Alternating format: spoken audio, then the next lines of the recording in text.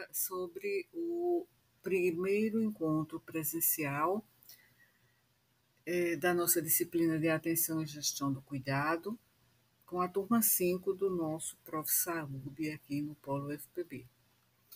Então, neste primeiro encontro presencial, que já é do segundo semestre, na nossa disciplina, o objetivo foi compreender as dimensões e tecnologias do cuidado em saúde, refletindo sobre seus impactos na prática e na relação profissional, equipe de saúde, usuário. E conteúdo, dinâmicas, além de recomendações de leitura, método, foram idealizados pela Comissão Pedagógica Nacional do Prof. Saúde.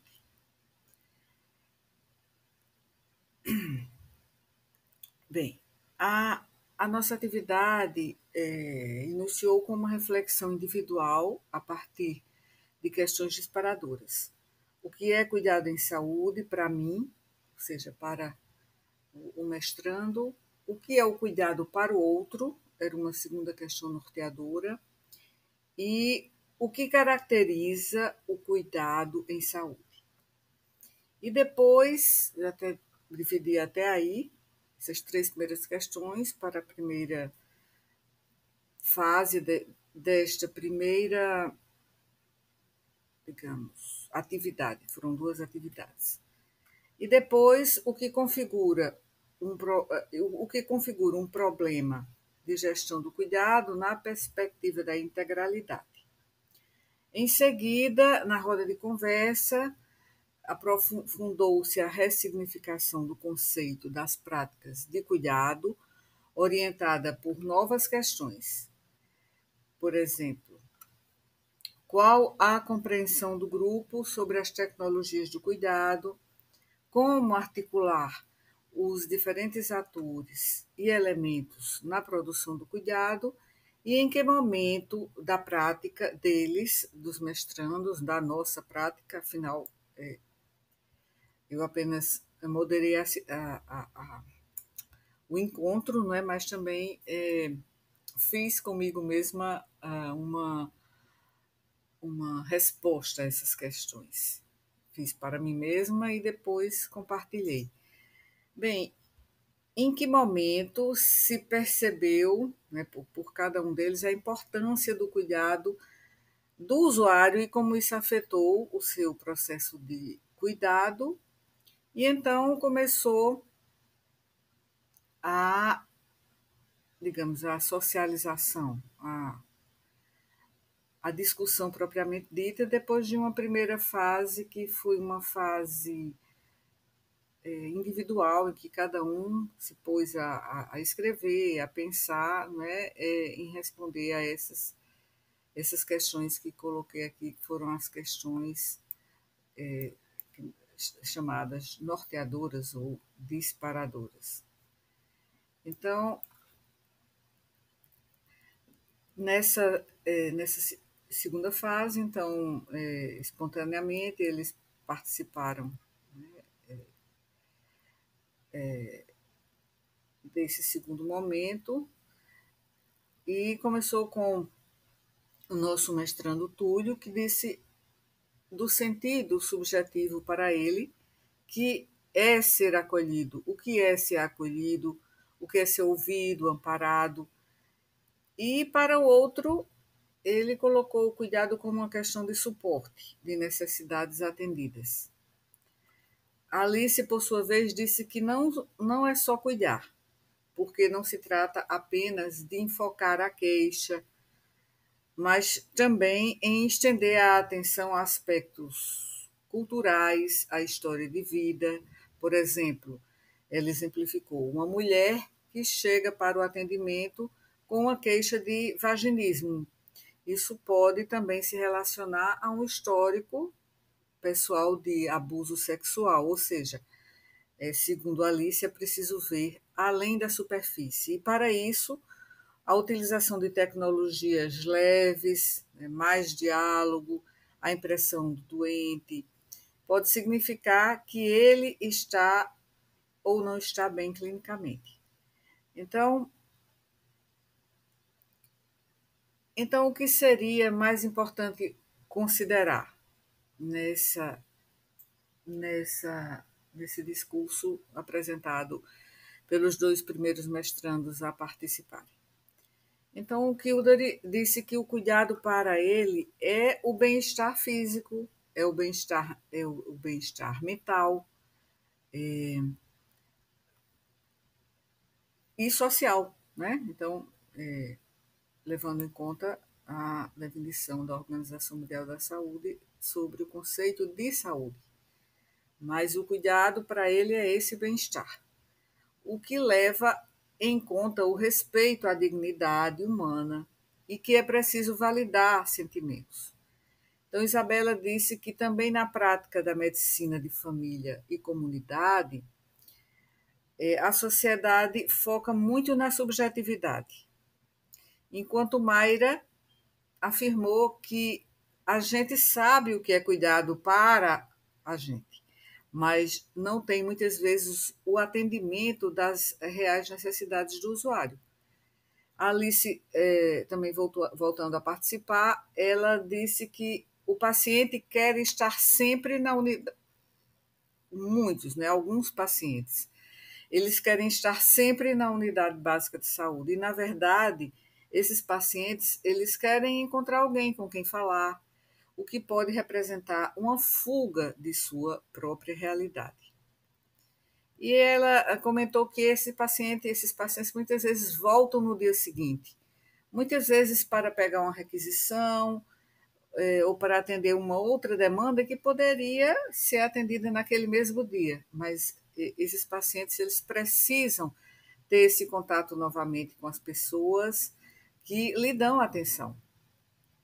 Felipe participou dizendo que a parte do cuidado profissional é, diariamente, o autocuidado, a autopercepção, de pensar que não se está agindo como uma máquina, de se sentir ativo e produtivo e trabalhar como profissionais dentro de uma fábrica como ele trabalha, como ele citou que trabalhava. Então, muitas vezes ele sentia cansaço, ele referiu que sentia cansaço, mas o cuidado para o outro sempre tem uma percepção limitada, ou melhor, o cuidado em relação ao outro, ao que é o cuidado para o outro. Sempre tem essa percepção limitada a partir da percepção do profissional.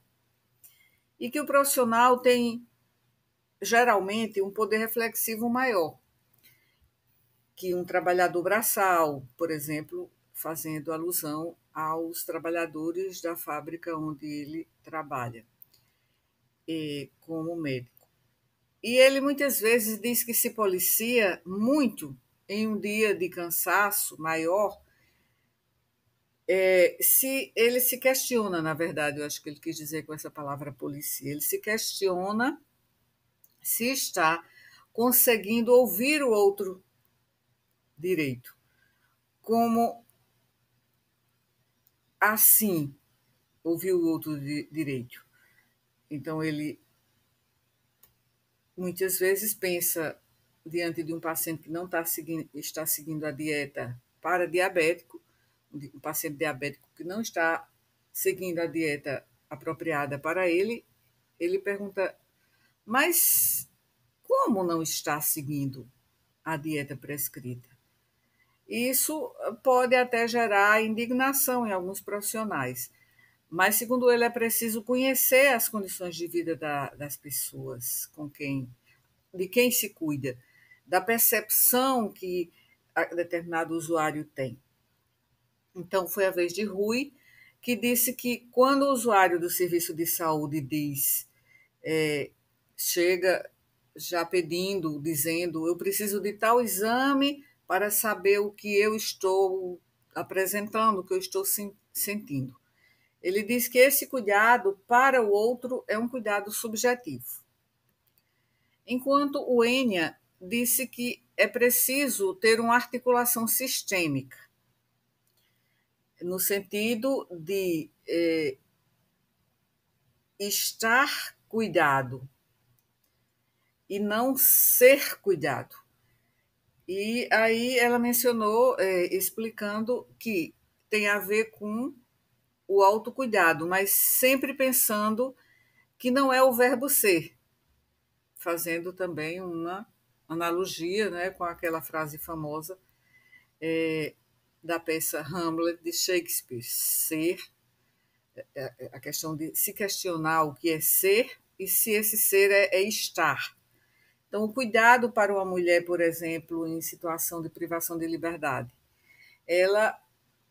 para ela, pode ser um atendimento de uma demanda que é simples, né?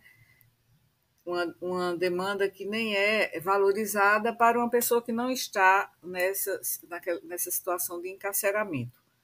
Outro exemplo dado foi de uma mulher pós-parto, no puerpério imediato, por exemplo, que para ela o que ela mais precisa é o atendimento de uma noite de sono, ela ter uma noite de sono. Então, como comenta o N, as necessidades variam e, portanto, o cuidado também varia de pessoa para pessoa, de circunstância para circunstância. Então, na vez do Igor, ele disse que a gente, a gente não pode atender tudo o que o paciente quer.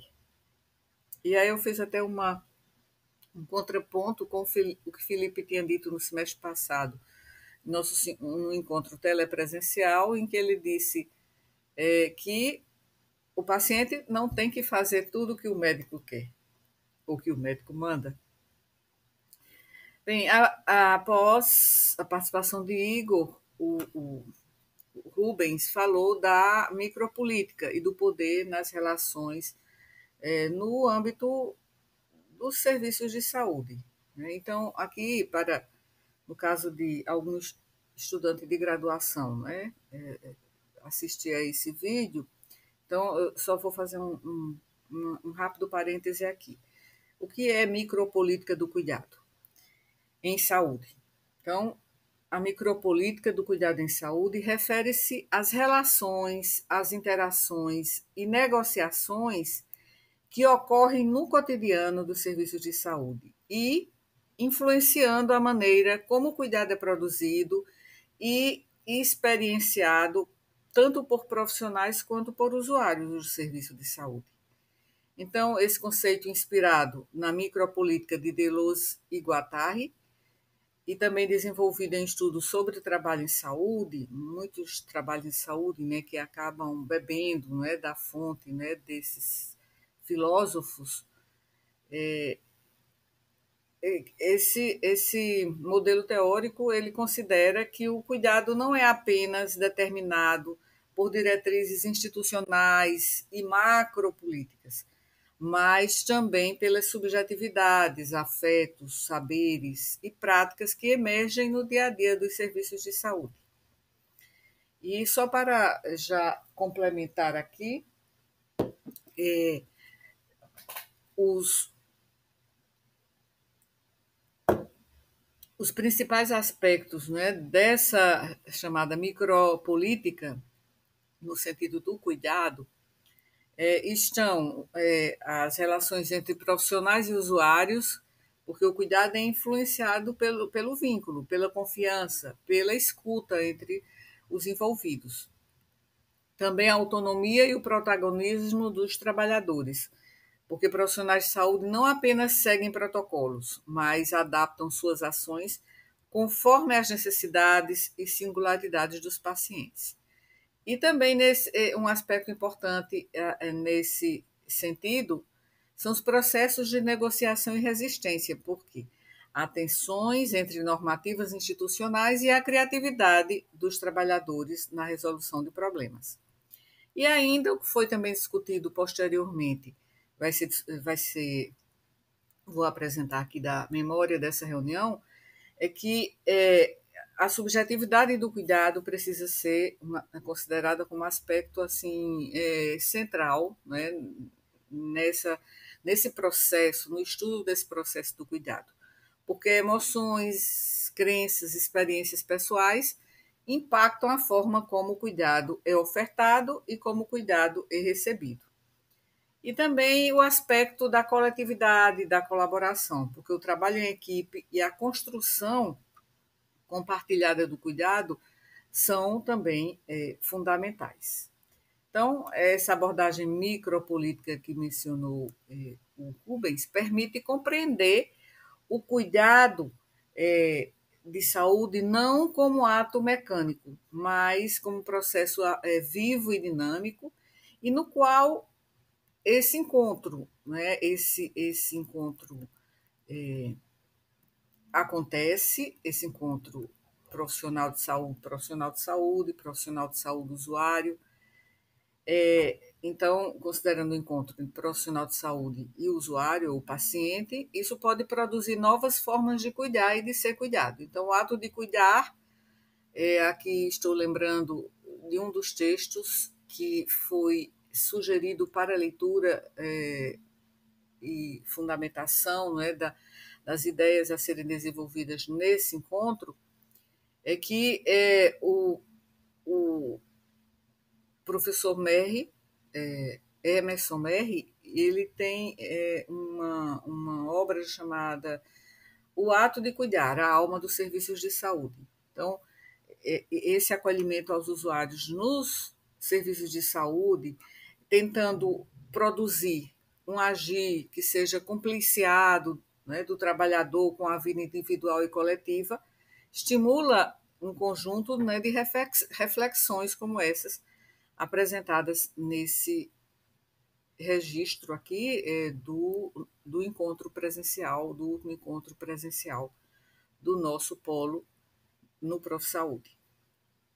Então, o usuário geralmente reclama. O usuário, ele geralmente se queixa não da falta de conhecimento técnico ou tecnológico no seu atendimento, mas sim da falta de interesse e de responsabilização dos diferentes serviços em torno dele, ou de si, do seu problema. E os usuários, geralmente, eles se sentem inseguros, eles se sentem desprotegidos, desamparados, desinformados. Esse processo produtivo em saúde impacta também os graus de autonomia no modo do usuário andar em relação às suas demandas na sua vida, de uma forma geral. E que é o que entendemos como saúde em última instância, pois a gente sabe que aquele processo de produção de atos, né, de saúde pode ser um ato, procedimento centrado e não usuário centrado. Então, isso do trabalho, né, do professor Merri, que foi o autor que, digamos assim, fundamentou esse encontro. E a finalidade última, ainda das ideias, né, desse livro, pela qual se realiza esse ato, ele se esgota na produção de um paciente, por exemplo, operado. Então, acabou, foi operado, pronto. Ou um paciente que recebeu diagnóstico, né, que estava buscando, ponto final.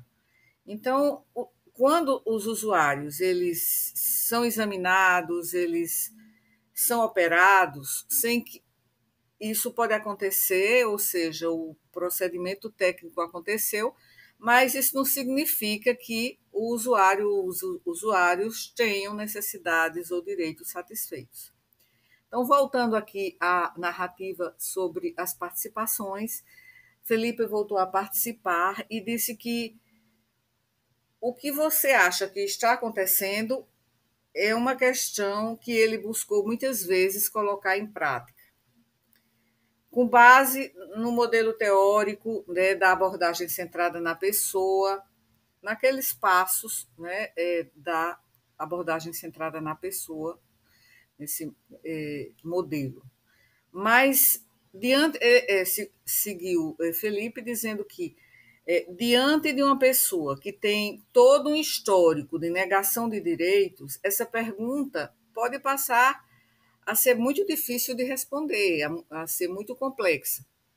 E Alice interveio afirmando que nos plantões, muitas vezes, os profissionais de saúde se sentem sobrecarregados e acabam correndo na falta, correndo de um lado para outro, no estresse do dia a dia, e aí acabam negligenciando o autocuidado.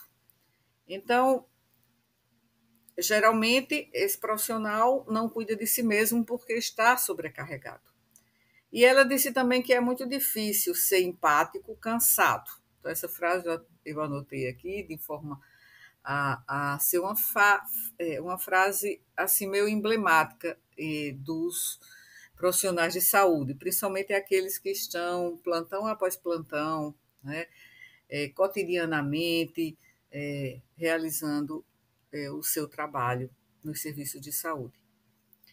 Então, Rubens voltou a participar a partir do que ele disse, né, do gatilho proporcionado por Felipe anteriormente, sobre a atenção escutativa ou escuta comprometida, ele disse, na verdade, escuta comprometida.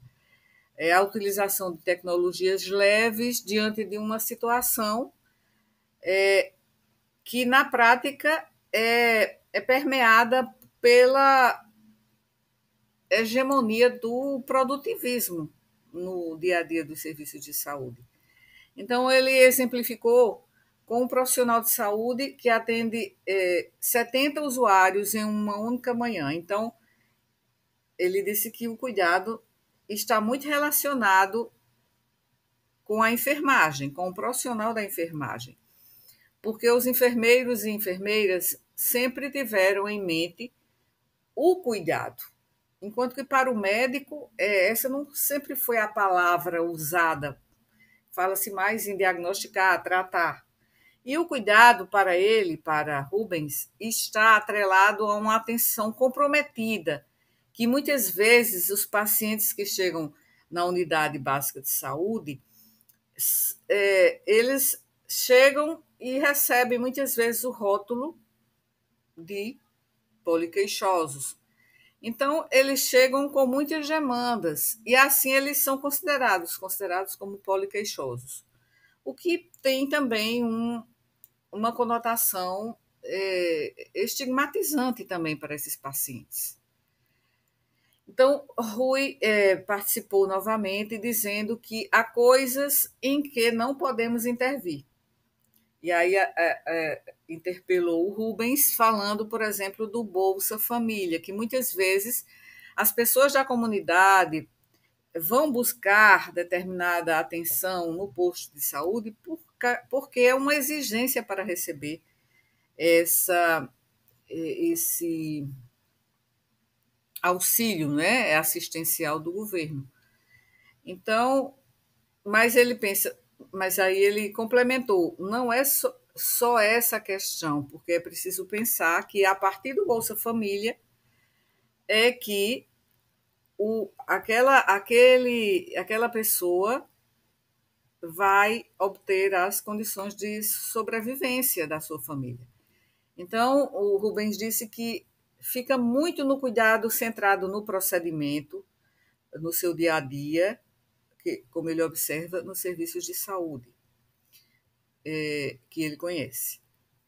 Falou também que é preciso respeitar a competência cultural, porque muitos usuários chegam dizendo que recorreram a chás, a atos de curandeiros tradicionais, ou seja, não oficiais, e que fez uso e que foram recursos que ajudaram essas pessoas. Então, é preciso entender essa interculturalidade, conforme disse Rubens.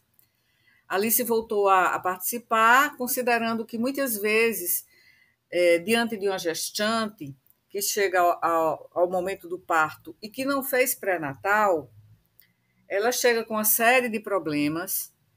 Então, ela mesma fez uma pergunta retórica. Então, por que essa mulher chegou com tantos problemas? E Rui disse que complementando a fala de Alice, disse que a gestante não vem porque por uma não vem, sim, foi uma pergunta. A gestante não vem fazer o pré-natal por quê? Então essa é a questão. Não se pergunta por que que ela não vem. Então, provavelmente houve uma série de impedimentos para que ela não tenha comparecido para fazer pré-natal. E tem também a questão do acesso, né, e da equidade associada a vários fatores, que muitas vezes são identitários, para o acesso ao pré-natal. Então, a partir dessas questões disparadoras, também surgiu a ideia, por parte de Uênia, de que é preciso, muitas vezes, alargar mais a interprofissionalidade nos serviços de saúde. Então, ela exemplificou dizendo que, muitas vezes, é necessário um profissional, por exemplo, de educação física, mas não existe esse cargo no, entre as classes profissionais lá em determinado serviço de saúde. Então, é preciso, segundo ela, valorizar a interprofissionalidade. Então, a partir dessa última questão, partimos para a questão seguinte, que foi: quais são os problemas? O que é um problema de gestão do cuidado na perspectiva da integralidade em saúde, que foi outra questão disparadora dessa primeira atividade do nosso encontro.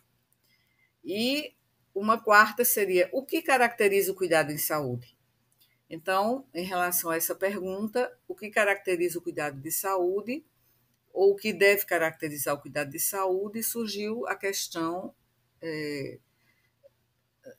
também da interprofissionalidade, que acabara de ser colocada, né, à baila para discussão, e sugeri que, já que haviam sido discutidas vários aspectos em relação ao próprio cuidado, em relação à conceituação, qual era a concepção do cuidado para eles e o cuidado em relação aos outros.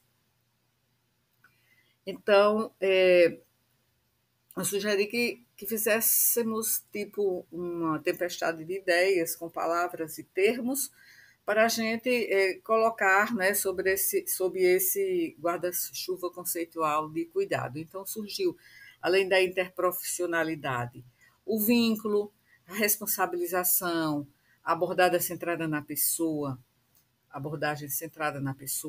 o uso de tecnologias leves, a educação popular em saúde, competência cultural, conhecimento do território, autocuidado, compartilhamento de saber, a micropolítica, a autonomia e a emancipação, a integralidade, a cidadania, a compreensão do papel social do profissional de saúde. Então, a necessidade de autonomia e de autocuidado, não é, que isso foi um aspecto também bastante enfatizado nos trabalhos do professor Emerson Merri, é a escolha, né, de um determinado andar na vida. É a construção do sujeito, né, segundo o professor Merri. E utilizando-se de uma, digamos, uma concepção mais ampliada, o cuidado em saúde, segundo o professor Merri, agora estou já fazendo links com o que foi discutido aqui e que estou registrando nessa memória, e o que o professor disse, o autor, Emerson Merri. Então, o cuidado em saúde não consegue, por si só, né, ser atribuído apenas ao médico, porque o médico não dá conta do universo que está colocado pelo conjunto das necessidades, das demandas apresentadas pela coletividade, pelos usuários do sistema de saúde. Então, qualquer ação em saúde é produzir o ato de cuidado. Então, o autor procura mostrar com isso o marcador dos territórios que delimitam o conjunto dos processos de trabalho em saúde e sua micropolítica, e também dos distintos modos tecnológicos de operar esses cuidados produtivos, né, no campo da saúde e as próprias práticas. Então, no, nos trabalhos, né, do professor Merri, ele coloca que as tecnologias duras, as leves duras e as tecnologias leves. As tecnologias duras são equipamentos e máquinas.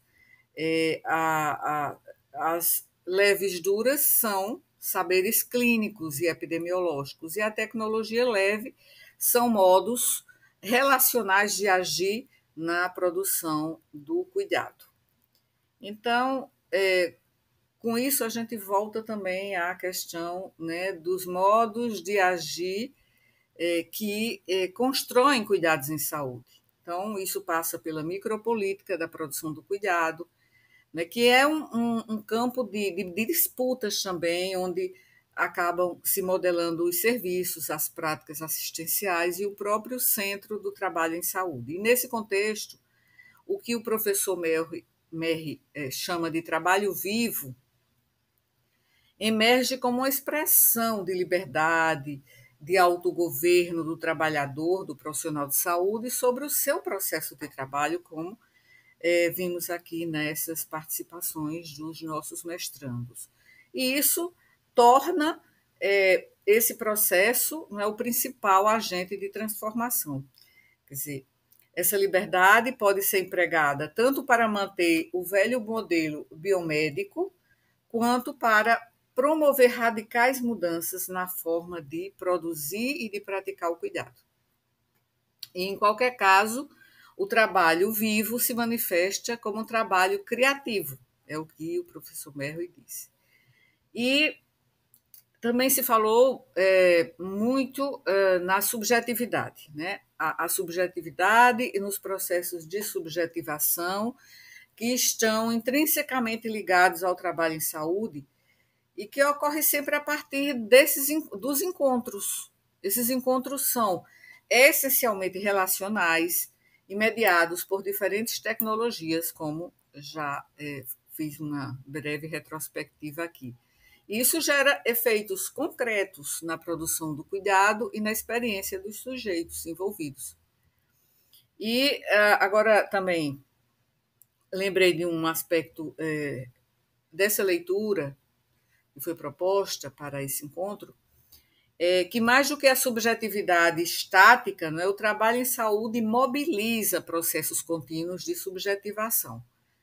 Então, em vez de ser um estado fixo, há uma dinâmica permanente de transformação, onde as interações e os modos de agir constroem e reconstroem o cuidado, moldando tanto os profissionais quanto aqueles que recebem a atenção, o cuidado em saúde. Então, isso é até fazendo uma ponte com o que disse o Enya, né, de ser um processo em constante evolução, em constante mudança. No texto não, nas recomendações, né, da Comissão Pedagógica Nacional do nosso curso, se falou também na palavra ressignificar. Ressignificar o processo de cuidado em saúde. E aí eu vou colocar aqui ressignificar também, porque abrir um parêntese, por quê? Porque os vídeos que nós temos aqui no nosso canal, que é um canal educativo na área da saúde, eu acho que são mais frequentemente assistidos, né, por estudantes da nossa área. Então, às vezes, são estudantes da graduação e estudantes, né, da área técnica de nível médio na saúde. Então, só vou fazer um parêntese aqui para falar do ressignificar o processo de cuidado em saúde. O que significa? Significa redefinir ou reinterpretar a forma como o cuidado é concebido, como é praticado. Isso amplia a sua compreensão para além daquele modelo biomédico tradicional. E envolve o quê? Considerar aspectos que são subjetivos, são sociais, culturais, afetivos, psicoemocionais, no atendimento aos pacientes e promovendo uma abordagem mais integral, mais ampliada. Então, esse processo, como já foi dito aqui durante o relato que eu estou fazendo aqui nesse vídeo, isso envolve, né, e ocorre principalmente de diversas maneiras, como a valorização da escutativa, do vínculo entre profissionais de saúde e pacientes, reconhecendo a importância das experiências e das narrativas individuais.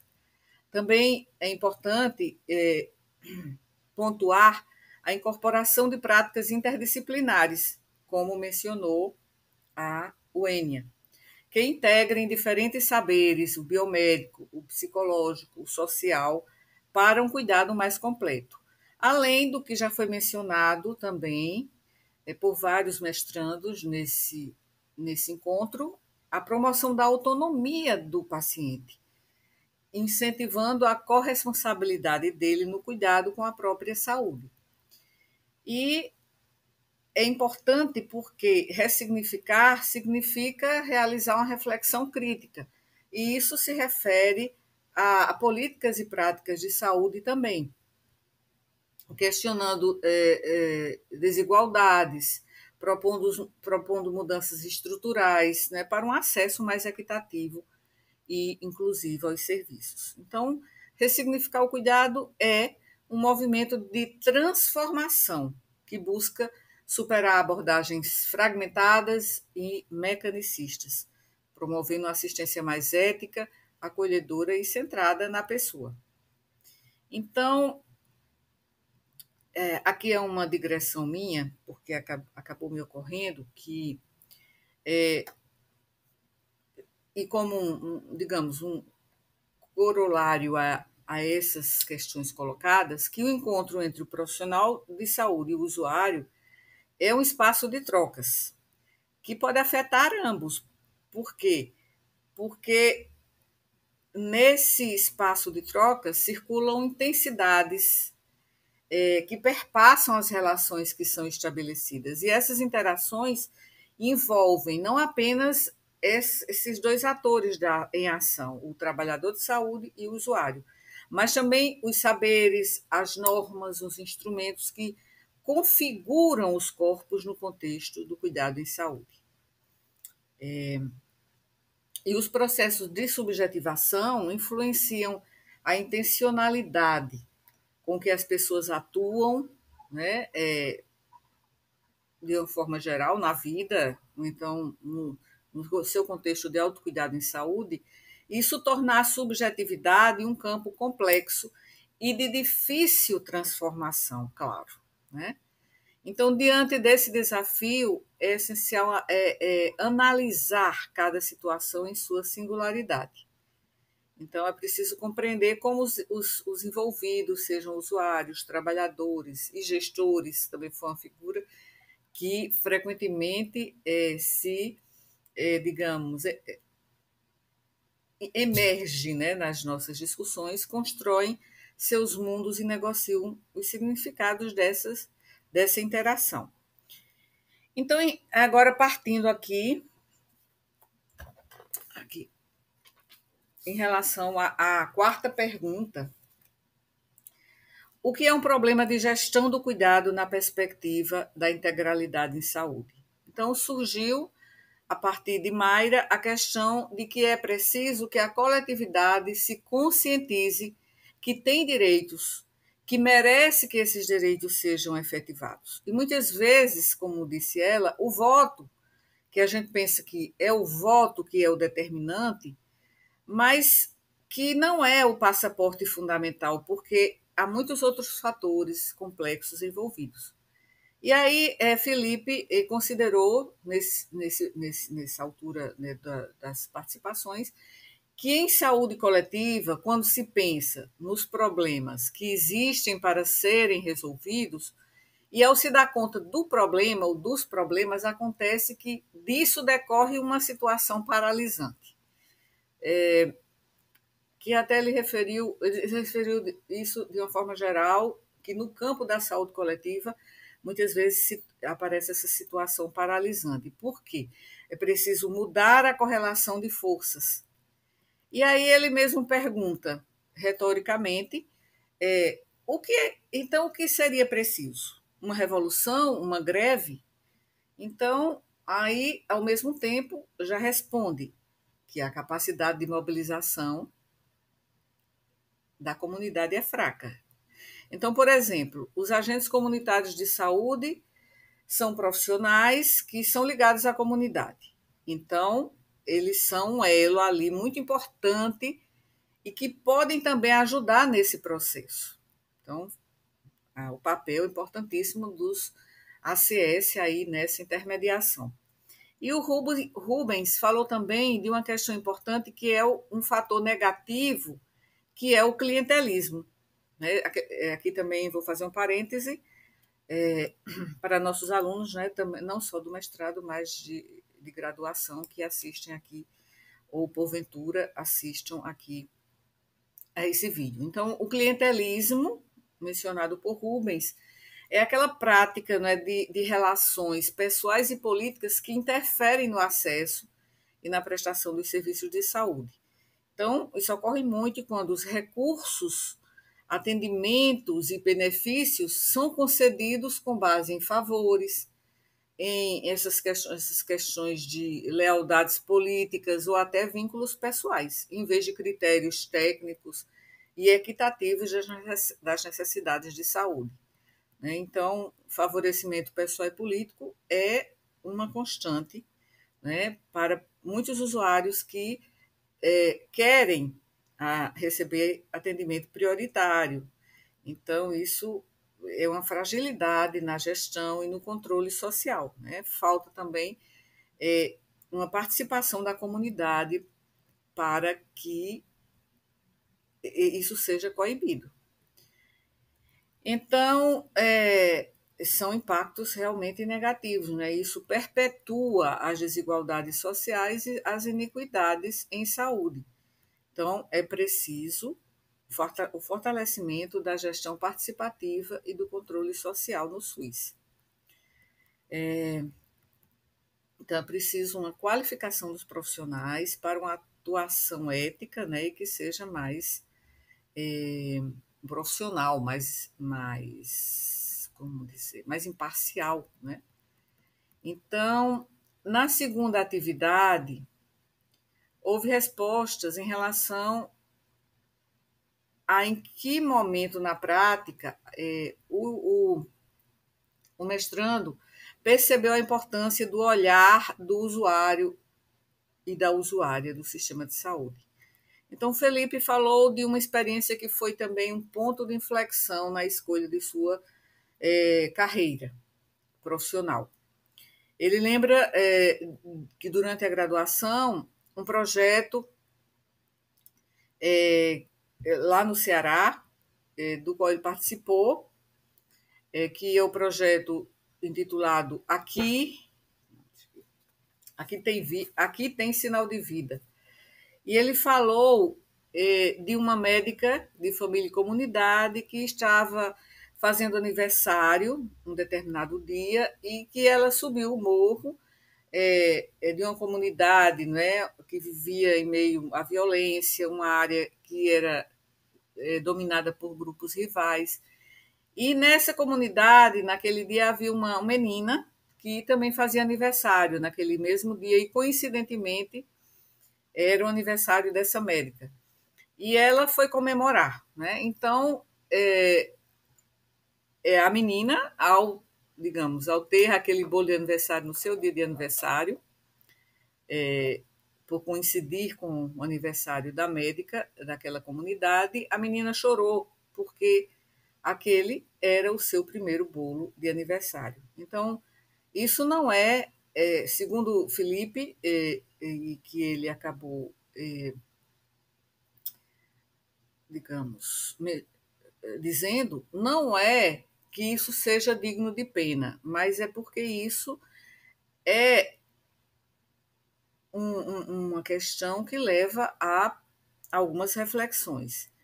E foi aí que ele disse que se decidiu por seguir a carreira de medicina de família e comunidade. E, por fim, Dandara falou de que muitas vezes a reivindicação funciona em algumas comunidades. Então, os usuários da saúde de uma determinada cidade onde ela trabalha como profissional de saúde têm uma participação social nos conselhos de saúde. E eles, muitas vezes, eles têm suas demandas atendidas quando fazem as reivindicações. Então, isso é uma questão que poderia, né, acontecer em todas as comunidades. Bem, vou fazer só uma síntese aqui, né, para finalizar. Então, as dimensões relacional e intersubjetiva do cuidado em saúde são fundamentais para a qualificação da atenção nas práticas de cuidado. E essas dimensões reconhecem que o cuidado vai além da técnica, envolvendo vínculos, subjetividades e essas interações sociais. Então, eu usei a palavra muitas vezes para fazer contrapontos às participações da intersubjetividade. Né? Eu acho que a intersubjetividade é um aspecto fundamental e também da alteridade. Então, o cuidado como uma prática relacional faz-nos refletir, né, que como a saúde é produzida no encontro entre os sujeitos profissionais e usuários em um contexto que é permeado por significados, expectativas e afetos, né, esse cuidado relacional pressupõe a construção de uma relação horizontal, baseada na escutativa, na empatia, no respeito à autonomia do paciente. Então, isso implica em quê? Implica em acolhimento, ou seja, reconhecer o outro em sua singularidade, em suas diferenças e em suas necessidades, o vínculo terapêutico, né, para que se estabeleça uma relação de confiança para um cuidado mais efetivo, e a comunicação dialógica, né, de via dupla, de mão dupla, favorecendo a corresponsabilidade na tomada de decisões. E a intersubjetividade, como eu falei, do cuidado, refere-se ao compartilhamento de experiências, de sentidos entre os sujeitos envolvidos no cuidado. Então, trata-se de um processo em que as identidades, as perspectivas são construídas na interação. Então, disso faz parte o reconhecimento das subjetividades, como foi mencionado durante esse encontro, a cogestão do cuidado, a corresponsabilização, ou seja, envolver o paciente como sujeito ativo na definição, não é, do seu percurso, do seu itinerário terapêutico, e o trabalho interprofissional para integrar diferentes saberes e olhares para um cuidado mais abrangente e contextualizado. Então, essa abordagem relacional e intersubjetiva do cuidado desafia os modelos hegemônicos que são centrados na técnica, são centrados nos procedimentos e na fragmentação e na hierarquização das relações de poder. Então, isso implica em um modelo de gestão do cuidado que valoriza a humanização